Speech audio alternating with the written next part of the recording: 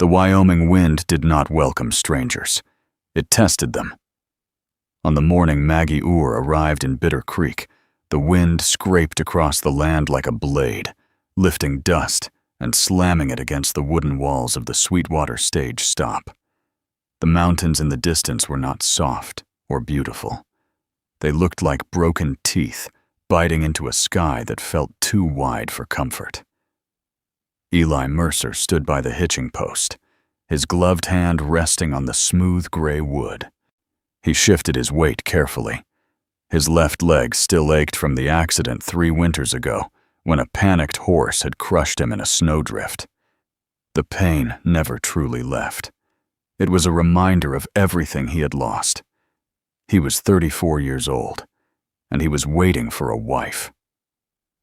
The thought felt heavy in his chest. He had told himself he did not need one.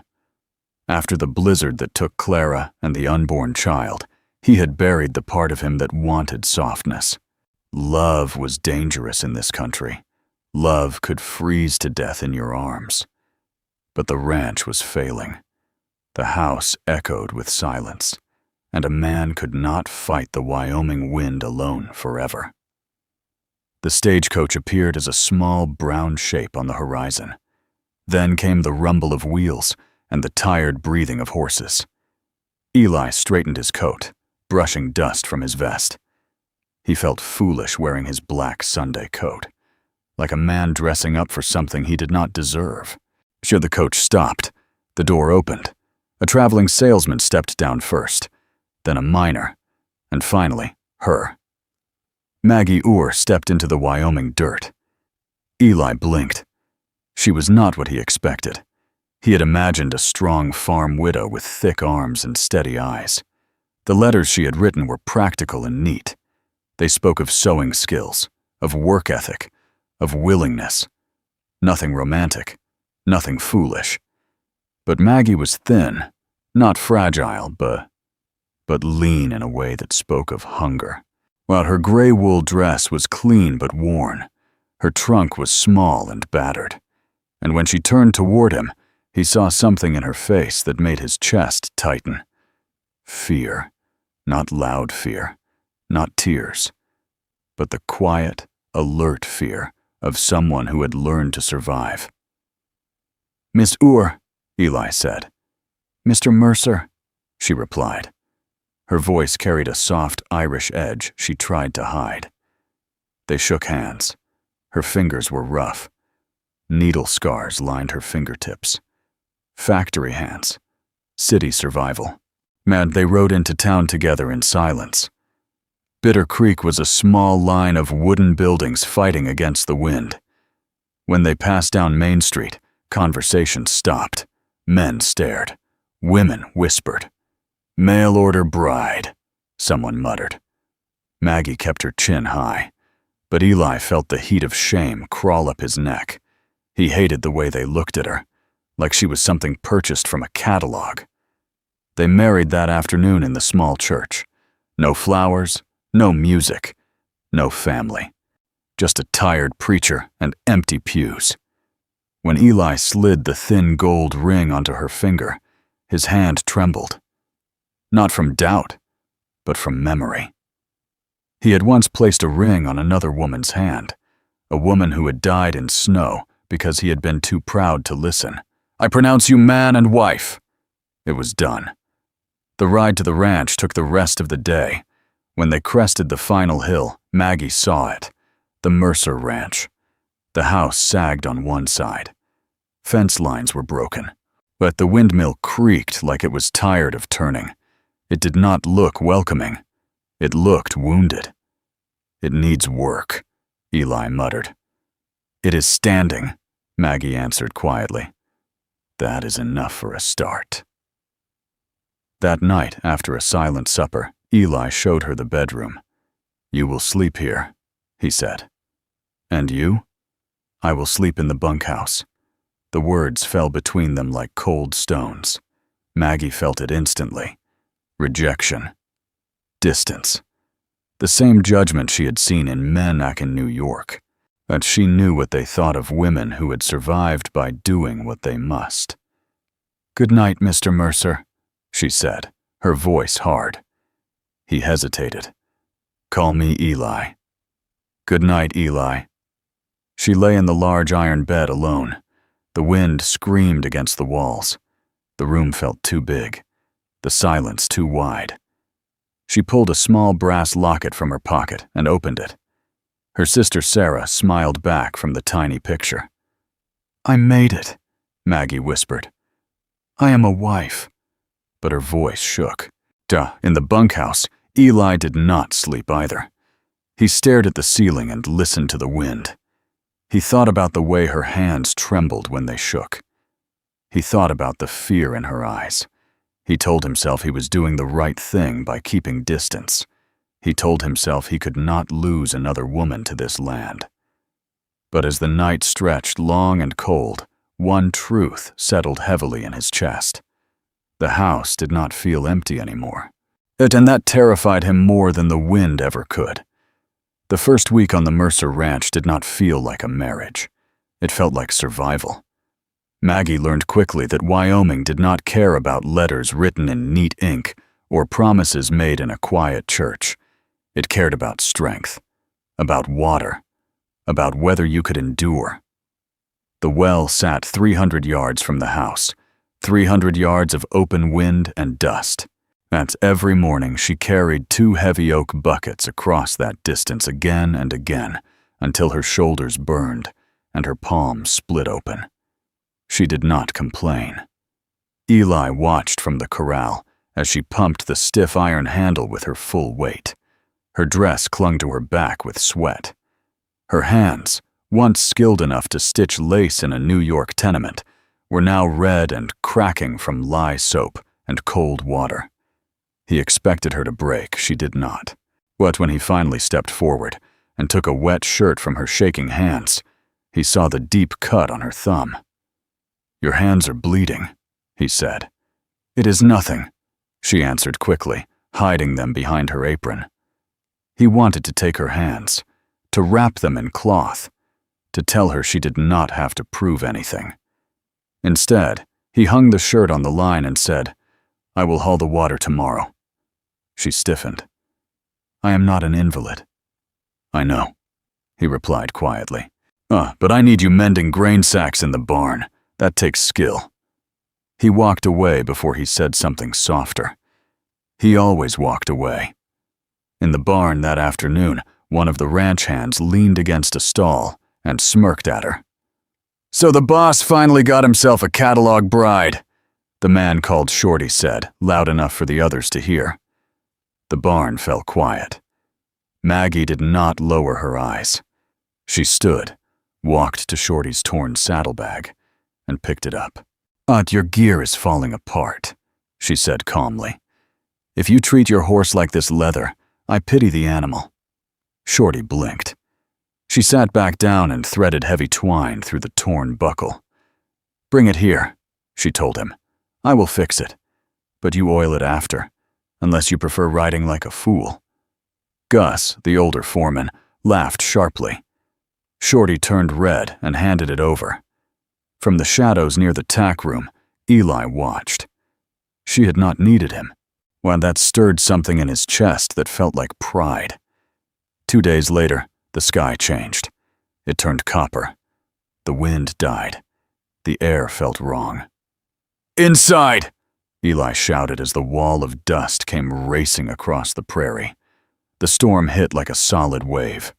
Brown grit swallowed the sun. The house shook as if giant hands were trying to rip it apart. They sealed the windows with wet rags. They pushed heavy furniture against the doors. The air inside grew thick and hard to breathe. When night fell, the temperature dropped like a stone. The stove fire struggled. The floor turned to ice beneath their feet. "I will sleep here," Eli said, spreading his coat on the rug near the stove. "You will freeze," Maggie answered. "I have slept in snowbanks." "And I am freezing," she said, her voice sharp with fear.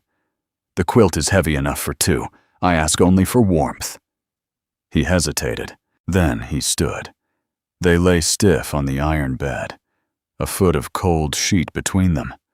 The wind howled outside like something alive. "I hate the wind," Maggie whispered into the dark. "It wears a man down," Eli replied. "It sounds like New York," she said softly. "Noise that never stops." Silence stretched. Then the truth came. "My parents died when I was 12, she said. "Cholera. My sister and I worked in a factory. The landlord offered help. I did what I had to do so she could eat." Her voice trembled, but did not break. "They say I am dirty," she continued. "Maybe they are right." Eli turned toward her in the dark. "You are not dirty," he said roughly. "You survived." Then he spoke of Clara, of the blizzard, of the wagon tipping, of holding his pregnant wife's hand while she froze beneath the weight of the world he had insisted she face. "I killed her," he whispered. "I hear her screaming when the wind blows." Maggie reached under the quilt and found his hand. "You are not half a man," she said fiercely. "You are carrying a mountain." For a moment, the space between them vanished. He leaned close. His forehead touched hers. Heat and breath and grief mixed together. He almost kissed her. Then the wind slammed against the shutters, and he pulled away. "I cannot," he rasped. She turned onto her side, wounded, but understanding. The next morning, yet the storm was gone, so was some of the distance between them. Days passed. Then Silas Crane arrived. He drove a polished black buggy straight into the yard like he owned the land. His suit was too clean for Wyoming. His smile too sharp. "I hear your little bride is from New York," Silas said smoothly, letting the words hang heavy. Maggie met his gaze without flinching. He turned to Eli. "You are behind on payments. 3 months. But then I want access to your creek for my cattle." "That creek is mine," Eli replied. Silas's eyes flicked toward Maggie. "It would be a shame," he said lightly, "if certain rumors about your wife reached the bank." The threat settled like poison in the air. After Silas left, Maggie stood beside Eli in the barn. "It's too big," she whispered. Eli's heart dropped. He thought she meant the land, the hardship, that she was leaving. "I won't hold you here," he said hoarsely, and she turned to him, eyes blazing. "That is not what I mean." She stepped closer. "This life is too big for one man to carry alone. You are trying to hold the ranch, the debt, your guilt, and me like I am made of glass." "I am your husband," he said. "I need a partner," she answered. She grabbed his sleeve. "Teach me the accounts. Show me how to shoot. Show me how Silas is cheating us. Do not leave me small in a life this big." He stared at her. Something in him shifted. You mean it," he said softly. "I have never meant anything more." He reached up, brushing a strand of hair from her cheek. His fingers trembled. "You are stronger than I am, Maggie." She leaned into his touch. "I am just tired of being afraid." He kissed her then, not gently, not politely. It was desperate and hungry and alive. For a moment, the wind, the debt, the ghosts all vanished. When they broke apart, breathing hard, he held her face in his hands. "If we do this," he said, that voice thick, "it will be because we are ready, not because we are scared." She nodded. "Tomorrow," she said. "Tomorrow," he agreed. And for the first time since she stepped off that stagecoach, the Mercer Ranch did not feel like a place she was surviving. It felt like something she was fighting for. The war for the Mercer Ranch did not begin with thunder. It began with silence. One morning, Eli rode to the north pasture and found 3 calves missing. But their tracks led straight toward Silas Crane's land. When he rode farther, he found a crude dam built across the creek, diverting water away from his fields. He tore it down with his bare hands. 2 days later, it was rebuilt, this time guarded by armed men. Silas was no longer hiding. Then the night came when the sky turned orange. The Svensson's barn burned to the ground. Flames climbed into the dark like a warning. The town whispered that Eli's cattle had spooked the lantern. The sheriff listened more closely to Silas than to the truth. Maggie felt the valley closing in. 3 nights later, the herd stampeded. Gunshots cracked from the ridge. Horses screamed. 200 head of cattle thundered toward the ranch house. One rider hurled a torch onto the porch. The wood caught fast. Maggie ran for water while Eli and the men fought to turn the herd. Billy, the youngest hand, fell beneath pounding hooves. By dawn, the porch was charred black. Billy was dead, and the sheriff rode in with handcuffs. "Eli Mercer, you are under arrest." "For what?" Maggie cried. "For criminal negligence, and for threatening Mr. Crane." It was a lie, but lies carried weight when backed by money. They dragged Eli away. That evening, Silas Crane came to the burned house. He stood in the ruined parlor like he was inspecting cattle. "I can make this disappear," he said smoothly. "Sign the ranch over. Declare your marriage void. Come work in my house." "You have experience in survival." His hand touched her face. That was his mistake. Maggie drove her knee into him and clawed his cheek until blood streaked down his fine collar. "I would rather die in the dirt," she hissed, "than belong to a man like you." He fled, promising ruin. 2 hours later, Deputy Miller brought Eli back for 5 minutes. 5 stolen minutes in the barn. They held each other like drowning people clutching driftwood. "But you are not leaving me," Maggie said fiercely. "I love you," Eli whispered, "and I love you." They came together not from fear, but from defiance. In the dark, on the hay, they chose each other completely. When the deputy returned, Eli walked back to jail with his head high. The next morning, Maggie learned of a federal judge holding court 3 days south in Granite Peak. Without telling the town, she saddled Bess and rode. The Badlands were brutal. Heat cracked the earth. The wind hissed through narrow stone passes. She rode until her thighs burned and her throat went dry. 10 miles from Granite Peak, a shot split the air. Silas had sent riders. Bullets shattered stone near her head. She slid from the saddle and hid behind a boulder, Colt revolver shaking in her hand.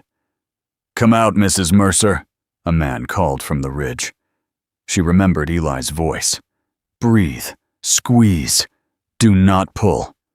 She fired. Missed. She fired again, while the lead rider jerked backward and fell. The second opened fire. A bullet tore through her upper arm. She mounted Bess with blood soaking her sleeve and rode until the world blurred. She collapsed near a small trickle of water beneath a limestone overhang. That was where Eli found her. He had escaped the jail with help from Gus. He followed her blood trail through rock and dust. When he saw her lying pale against the stone, something inside him nearly broke. "You stubborn woman," he whispered, cleaning her wound. "Partners," she murmured weakly. "Do not wait for the end." He held her through the night, rifle in hand, daring the world to try again. 2 days later, they stood before Judge Thaddeus Blackwood. Maggie told the truth. All of it. The tenement, the landlord, the fire that killed her sister, the threats, the dam, the stampede. "I will not be owned again," she said, her voice steady despite her sling. Eli spoke of Clara, of grief, of mistakes, of Silas's corruption. Judge Blackwood listened. Then he rode back to Bitter Creek with federal marshals. The church filled with townspeople. Silas sat in the front pew, face pale but defiant. Witnesses stood. The peddler testified. The Svensson widow spoke. Then Shorty, the same man who once mocked Maggie, stood and said he had seen Silas's rider throw the torch. Silas snapped. He reached into his coat and fired. Eli shoved Maggie down. A marshal's rifle answered. Silas Crane fell to the church floor. Dead. Silence filled the sanctuary. The judge dismissed the charges against Eli. He ordered the bank ledgers examined. Silas had been inflating interest for years. The debt shrank to something manageable. The town did not cheer. But they stepped aside when Eli and Maggie walked past. Respect had replaced whispers. Rebuilding took months, and they replaced the porch with strong cedar beams, dug the well deeper, mended fences tighter than before. Maggie worked beside the men, hammer in hand, skirts tucked up, daring anyone to question her place. One evening, as summer faded into gold, Eli and Maggie rode to the ridge above the ranch. The valley stretched wide below them. Smoke rose from the chimney. Cattle grazed in long shadows. Toby, the orphan boy they had taken in after the fires, they walked the fence with a stick in his hand, like a young rancher already. The sky was enormous. Maggie leaned into Eli. "It's too big," she whispered again. Eli smiled this time. "Too big for what?" "Too big for shame," she said softly. "Too big for small men and smaller rumors. Too big for fear." She looked at him. "But it is big enough for us." He pulled her close and kissed her slowly, unhurried. The wind still blew. The mountains were still sharp, when the land was still vast and unforgiving. But they were not small anymore. They had faced fire, bullets, and the ghosts of their pasts. And they had chosen each other. Below them, the Mercer ranch stood solid against the prairie. Not perfect, not untouched, but unbroken.